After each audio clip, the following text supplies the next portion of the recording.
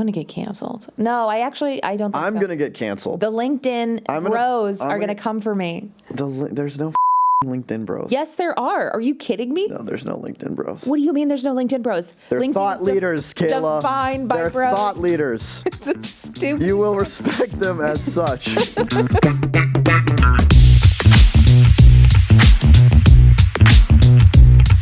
All right, Kyle. Kayla. How are you? We're back in the lab. I'm doing good. How are you? Pretty good. So today, we got a fun topic we got today. a big topic. Yes. Should you post on LinkedIn? Should you be posting on LinkedIn? Pretty exciting stuff. This is hard-hitting journalism. It really is. Yeah. So I have to open with Kyle. Yeah. Do you post on LinkedIn? Oh, I post on LinkedIn. Oh, you do? You know it. I do. I live on LinkedIn. I got a beachfront property on LinkedIn. I'm there all the time, maybe too much. I think so. Yeah, but I do. But I don't notice you posting at all.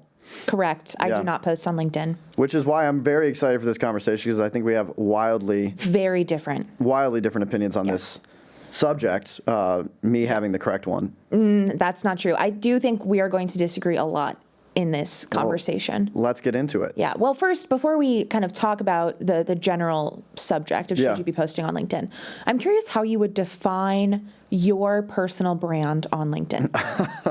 My personal brand, I would define as respectable cringe. Yeah. Okay. I feel like that's pretty accurate. Yep. I'm going to regret saying that. That's now a soundbite, but respectable cringe. Yeah. Okay. That's so interesting because I've actually asked some of your friends and family what they think. Oh gosh, what did Greg Hagee? Did my dad out me? I did. I texted some of our coworkers. What in God's name? And I said, this is very urgent and important. Please, within 5 words or less, tell me what you think Kyle's brand is on LinkedIn. This is what Kayla's doing at work. I wrote this down. This was before work hours, actually. Wholesome think boy. Corporate inspo. Wow, okay. And one that's a little out of left field. Hip white boy in his feels. Hip white boy in his feels. Okay. Yeah. It sounds like a new Drake album or something. How do you feel about that paired with a respectable cringe? A wholesome think boy is actually probably it's like The a same different thing. brand of respectable cringe, but like cooler. So I'm a wholesome think boy now. That's fun. I'm gonna have to get the names of who said that from you after. No, I won't be telling you. Okay, we'll That's see. going to the grave with me. All right, we'll see if I can get you to divulge. Do you feel like you have any sort of personal brand, or how would you like to be perceived in like a corporate environment? Well, yeah. So this is something that obviously before we had this conversation, I've been thinking about because I do not post on LinkedIn and I don't think it's necessary to accelerate your career. Yeah. If I was going to post, I think my goal, personal brand or professional brand online would be like a snarky overachiever. Which is like, do I believe that the systems that we operate in are fundamentally flawed and broken? And am I comfortable saying those things? Yes. But do I want to excel in those systems as they currently exist? Yes. I like it. Snarky overachiever, like it. That fits. Yeah, it That feels fits for you. really me. That's quite good. All right, well, there's already some stuff you said that I want to get into, but just to set the scene for listeners, we did some research ahead of time because we are investigative journalists. And we found that 67% of Gen Z super interested in personal brand, building a personal brand. That's compared to 40% of the U.S. population as an average. So they're indexing higher than a normal person when it comes to thinking about how are you perceived by, random people on the internet. And it's just like thinking about talking to my grandpa and being like, Grandpa, like, do you have a personal brand? And him being like, I went to war. I'm not posting on LinkedIn. So I think it just makes sense. Like the internet has allowed us to do things that we couldn't do maybe a couple generations back. And so I think it makes sense that more people are thinking about this. And then I was just surprised by the scope of LinkedIn. There's the scale of LinkedIn. There's 1 billion users on the platform. That's a lot. I actually didn't realize there were that. 1 billion international users on the platform. The ages that are most active are 30 to 49, which actually is a little older than I thought, but it kind of tracks as a little more like buttoned up professional. And then 6 people are hired every minute through LinkedIn.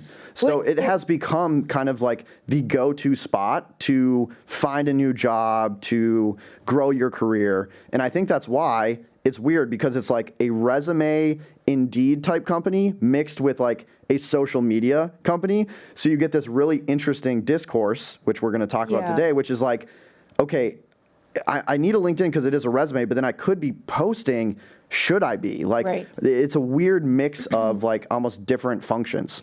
But what's really weird to me about the stats that you just said, and truly this is the first time that I'm hearing them because I do not do any research ahead of this. She's more of a qualitative thinker. Right. Yeah. Well, you said that a higher percentage of Gen Z is thinking about their personal and professional brand. Yep. But Gen Z is not the target user of LinkedIn. If they start at 30, that's a millennial and above. 30 to 49 is the most active group on LinkedIn. It also, I don't know the stats of population, like that just might be, there might be more people that are between 30 and 49. I do think that Gen Z is starting to use LinkedIn because at this point it's pretty unavoidable. Like if you work in corporate America, you kind of have to have a LinkedIn. Like if someone doesn't, I'm like, do you even exist? Actually, fun fact, when I was in college, I had a friend who his whole thing was like, I want to prove that you don't need a LinkedIn. And this was in like 2016. Yeah. So it was a minute ago. I want to prove that you don't need a LinkedIn to get a job or whatever. And he like held out for all the years of college and then finally was like, yeah, I got a LinkedIn. It's funny because I'm going to be the pro LinkedIn voice on this podcast, which is a very sad thing to say. But I was like that person. Yeah. I didn't have a LinkedIn for my first couple of jobs. You don't need one to do AmeriCorps. They just let anyone in. So I don't think that's true, actually. I didn't need a LinkedIn. And then I remember I was doing my own like interview series about like civic leaders in Milwaukee. And I went to interview this guy and he was like, I was looking you up ahead of time. Like he agreed to do the interview, but he was like, I couldn't find you like anywhere. I thought this was a scam. He's like, you need to get a LinkedIn. And he worked at Northwestern Mutual. And I was like, okay, like this, I got to get a LinkedIn. And then I like got one and then went like all in on being active on the platform. So I'm late to the game. I can understand why someone wouldn't want to use it or wouldn't want to post, but I've seen a ton of benefits in my own life. So I'm not the anti-LinkedIn voice. I think I am anti like building a following on LinkedIn or posting regularly on LinkedIn. But I do agree. LinkedIn is a very good tool for being searchable in corporate America. Like, I think if you're completely dark, that's also a red flag. But I do think that if you're posting very regularly, very active on LinkedIn, that's also a red flag. I think it's a spectrum. Okay, tell me why you think that's a red flag. And then also you said, like, I don't see the point in building an audience on LinkedIn, which I really disagree with. But how are you coming to that conclusion? Okay, so here's how I feel about LinkedIn. I think that every social media platform has its purpose, right? Instagram is to share pictures with your friends or, whatever. Maybe that's not it anymore. Slide in some DMs, Yeah. Like, Twitter is for shit posting. And LinkedIn, to me, is to post, to keep a live resume, basically, that anyone can find. Where I think that gets a little weird is when people are posting on there as if it's another type of social media. So, but it still is LinkedIn. So in my mind, there's not a lot of room for nuance and there's not a lot of room for authenticity. And so you're basically stripping somebody's layers away until it's just that core like self-promotion. And so what you're getting is not a lot of like authenticity. You're getting a lot of like, and inspirational posts, like people told me I couldn't do it and I could, or like, here I am on this podcast, or here I am on blah, blah, blah. And I just feel like it's really inauthentic and it feels kind of like I'm not learning anything about this person. I'm just tired of seeing the same type of post over and over again, so I don't go on. Well, I feel like you're talking about the strategy of what you should be posting, and you're seeing posts that you're like, I want to do that, or I think it's dumb, and maybe it like decreases your perception of the person posting. But you could post in a way that is an effective strategy.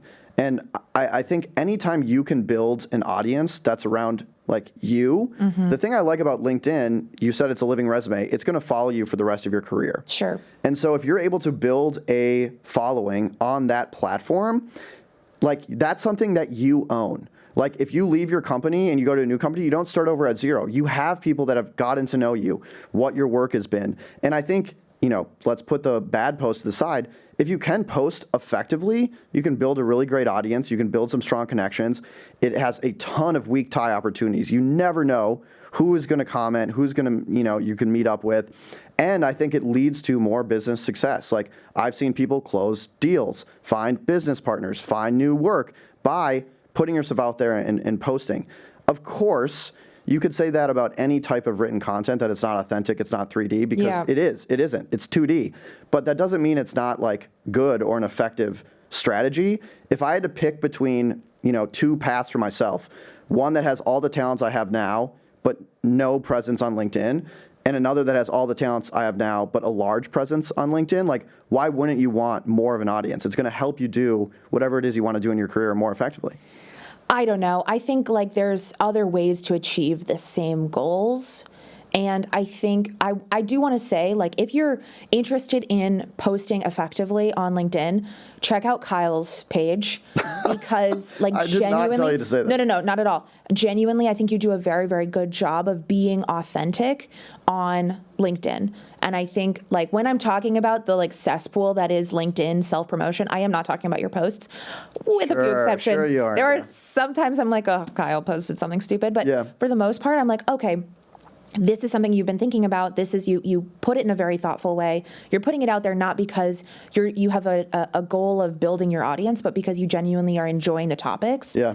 And I think that, yeah, of course, if you do something great, you should continue to do it. I just think that the reality is for most people, it's very uncomfortable to put yourself out there in that way. Yeah. And that there are other more authentic ways to achieve the same goals, like building a network, than posting on LinkedIn. Yeah, I mean, first thing I want to say is posting on LinkedIn is not necessary nor sufficient to being great at your job. Yeah. Like, it's strictly a bonus. Like, the best way to accelerate your career is like do great work hard, or like have the last name Vanderbilt. Like those are your options. Like, we're strictly talking about a marginal activity that you could be doing. And of course, like, it's going to take time. So like, if you have like a family, like, yeah, go hang out with your daughter. Don't be like, I'm drafting a banger on LinkedIn. Like, I'm not going to come to family dinner. But I do think in terms of things I see people doing that I think they do want to accelerate their career, I think there's a huge opportunity for them to be more active on this platform and post on LinkedIn, or just build an audience anywhere, because I think it is just very helpful for your career. And the other thing I'll say is, people are like, oh, like, posting on LinkedIn, maybe it's not related to the skills you have at work. And so like you could be good at posting on LinkedIn and bad at your job for sure. But I do think there is like an actual skill of being able to take a complex idea and simplify it down enough to a like 2D post that is compelling. And I think people that I see on LinkedIn that are like thoughtful, they've taken this complex idea, they made it very simple. They've put something in a way that I'm like, oh, I've never thought about that. I walk away being like, that person is smart. That person can take ideas and simplify them. They're really being conscientious of their career. That to me is like a green flag. I love seeing that. So I will agree with you there. Yeah. And I also think there's another benefit of posting like that. That is kind of like an underrepresented plus of LinkedIn. Yeah. Which is when you're representing yourself as a certain type of person, somebody who's very thoughtful, somebody who's maybe a thought leader, I hate that term, but a thought leader in their space, you are both achieving that goal, right? You're being thoughtful, you're being a thought leader, and also you're like manifesting basically the life, there's like this power to write your own narrative. Yeah. And so for me, it's just like really cute that like LinkedIn bros are just like manifestation girlies. Just in a different context, which I love. The fact you said thought leader and manifesting in one sentence is like, that is just iconic. I mean, I think the other thing too, like if I was giving you advice. Yeah. Great, I think, perfect. like, give me some advice, unsolicited. You're doing great work. And Yes. I think one of the cool things is like, you can talk about great work on LinkedIn and more people are aware of it. And I actually think like my career advice to a listener is like, sometimes your coworkers don't actually know what you're doing all the time. Right. You're at a large company. You're not probably posting about these wins in Slack because that would be crazy annoying. But to talk about like, hey, we just had this big launch and I'm super proud of it. When you did the amazing sweatshirts for the Morning Brew Daily, like those things slap, like they're amazing. Thank you. Posting about that, being like, I worked really hard on this. Like I figured out the design. We did a photo shoot and I'm really proud of what I achieved. One, you deserve recognition for hard work. Like that's awesome.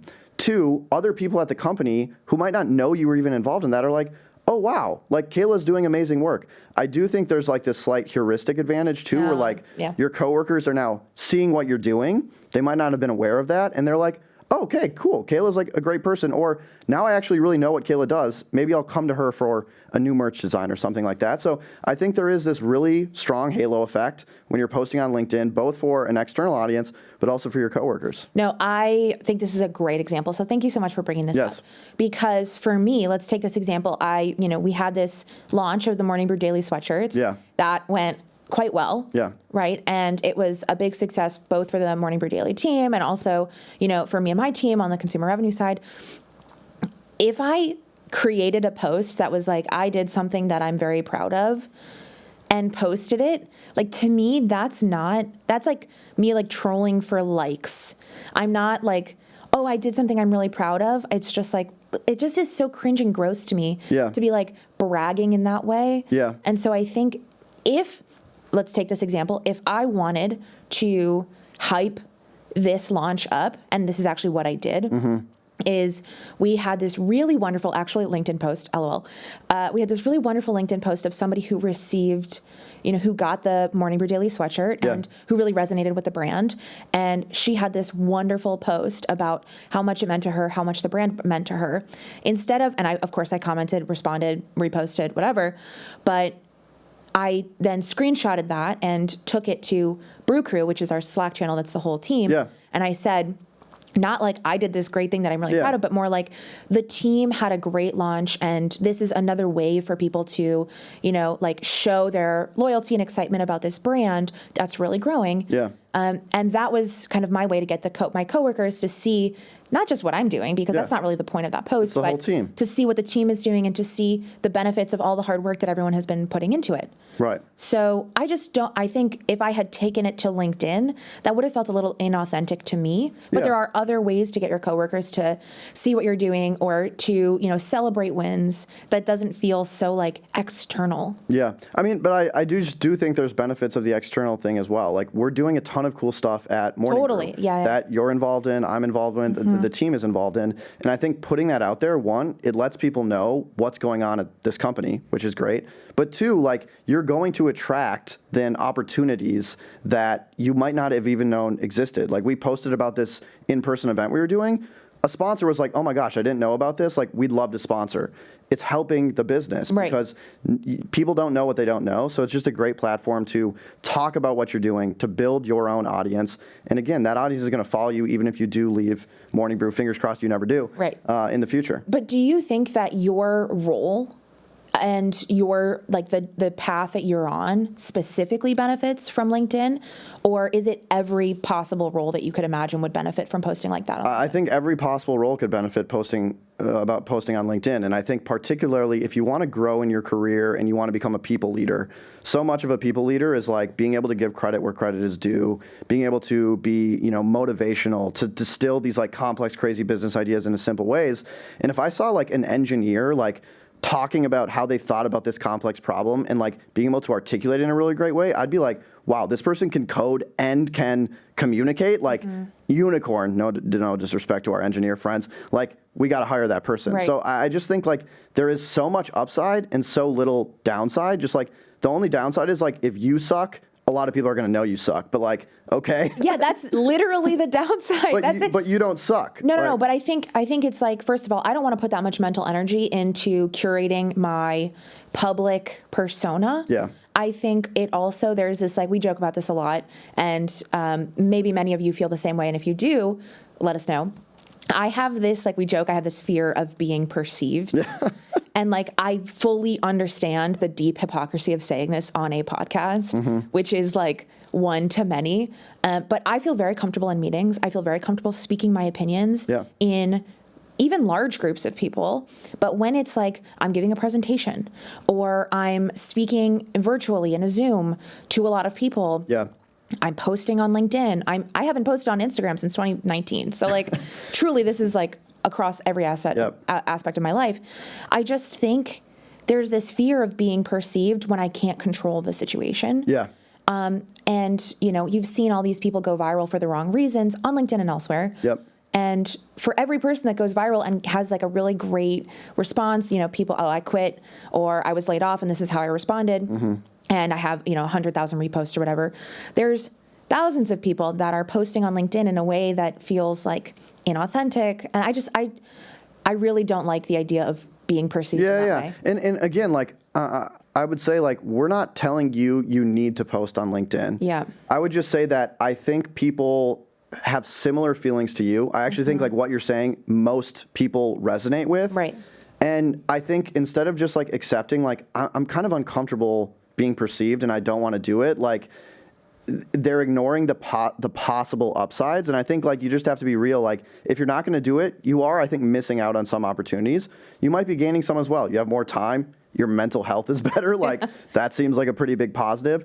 And so there are trade-offs, but I do think, like, if you're thinking about posting about on LinkedIn, you're already taking up some mental energy to, like, think about it. You might as well be doing it, because I have seen the benefits of this in my own career many times over. And I think it's just a huge way to accelerate your career if you can be thoughtful about it, that a lot of people, quite frankly, I think are underutilizing. Sure. Okay. So let's say that the vast majority of people are underutilizing LinkedIn as a tool in their career. Yeah.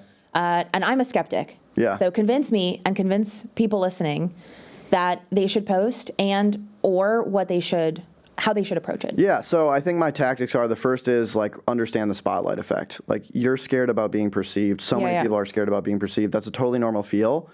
No one cares. Like, no one's thinking about you. No one's thinking about me. Like, we think that everyone is perceiving us. Everyone's worried about other people perceiving But then them. why post at all? So, but they're not, like, thinking about you. Right. But yes, if they see something on their screen, they're going to engage with it. But I just don't think, like, people are having these, like, Kaila made this dumb post and now, like, I don't know. Like, sometimes I do that. Like, if I see a dumb post, I'm like, wow, that was a dumb post. Maybe. But I think recognizing the spotlight effect, that, like, people aren't thinking about you as much as you're thinking about yourself.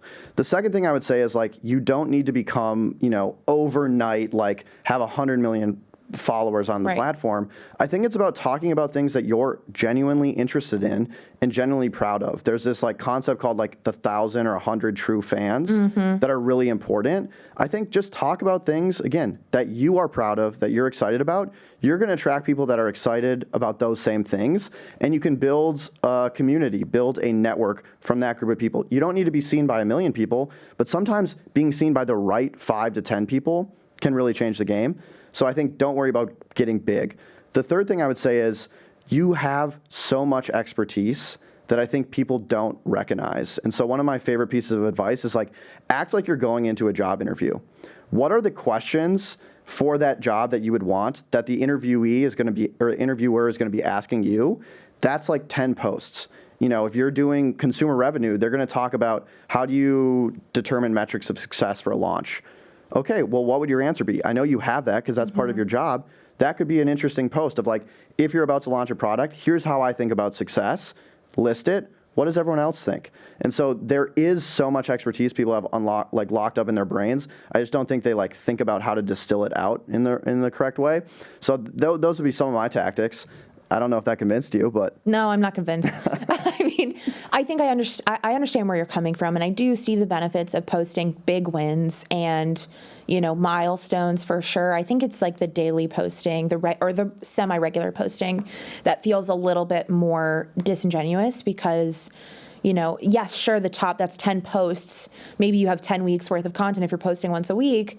Or if you're trying to post every day, you have 10 days worth of content. What do you do on day 11? Yeah. And I think that's when people start to get a little bit more, they're like grasping at straws, and that's when the content erodes a little bit. And so I think if you are going to decide to start posting, I think you have to drop the cringe, like, fear a little bit. Right? Like, you're going to post stuff, it's going to go as it goes. And, like, if you want to put yourself out there, that's great. But I think you also have to feel really confident in the content that you're putting out. And if that means you're posting less often than, maybe you'd initially like, or maybe you're responding to comments and that's how you show up.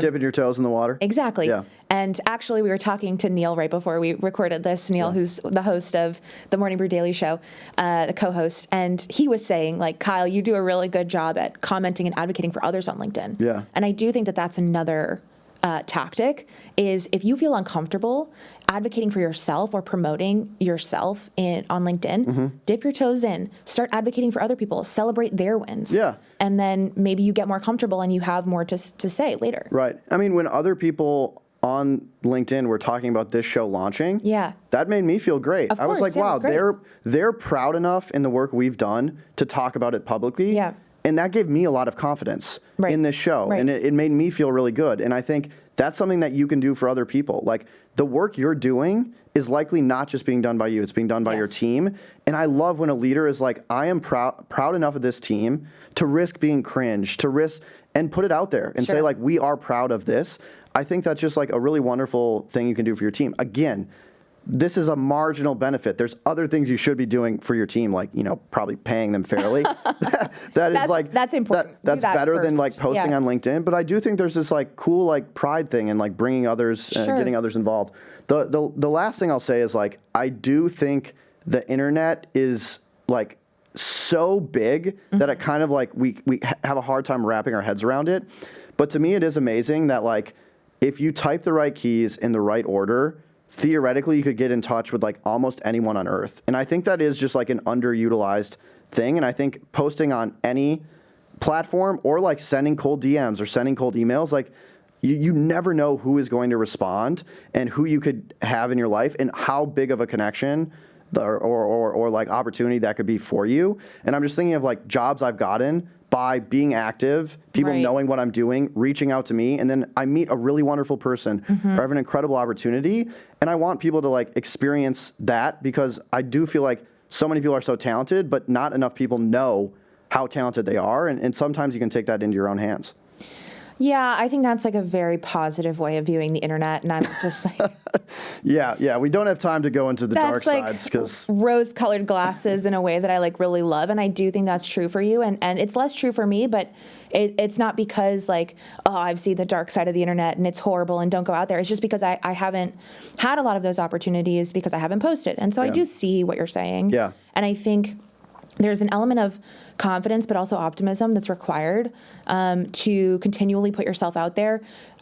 We've had this conversation for years now, but your ability to cold DM, cold email, basically anybody is impressive. I remember like I sent one cold DM like 2 years ago. I was like sweating. I was shaking and they didn't respond. And I was like, well, I'm never sending another DM ever again. You threw your phone in the river. No, like, literally. I didn't send that.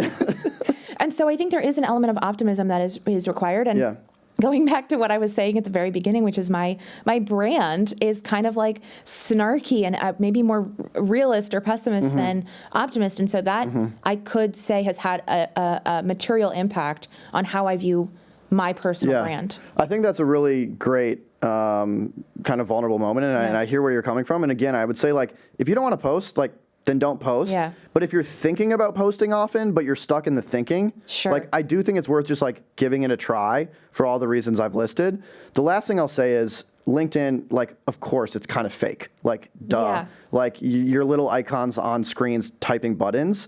What I think also will help you in your career is like the deep connections you form with people in person. Exactly. And like, if you don't become a person that's like only knows people online or like is just like very like fake, like the connections that are going to matter in your life are like close connections with colleagues, with friends, with family. And like, don't let this episode be like, oh, I need to be like this super persona online. Like, that's not what I'm saying. That's not what you're saying. But I think as an avenue for career growth, I think it's underutilized.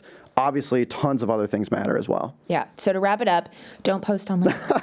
No. No, post on LinkedIn. And when you have something to say, post on LinkedIn, mean it. Advocate for others. Yeah. Post that in a way that feels authentic for you, or don't post at all.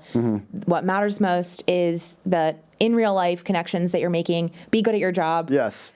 That's it. And for a limited time only, if you post on LinkedIn and you email us per my last email at morningbrew.com, you got 2 likes coming your way. I will. 2 likes, 2 comments. I'll like anything. We're going to juice that algorithm up. Absolutely. I'll comment. I'll celebrate. I'll heart it. Whatever you need. There we go. I didn't think I was ever going to say we're going to juice the algorithm up, but I have now unfortunately said that. It's true. Okay, I can't talk about LinkedIn anymore. All right, let's roll the credits. I think it's time to wrap, and let's roll the credits. Our producer is Kaila Heck. Our technical director is Isabel Wynn. Siri Cosper is our director of professional sales. And our chief content officer is Devin Emery. This show is a production of Morning Brew. Thanks for listening. We will see you all on LinkedIn and next week.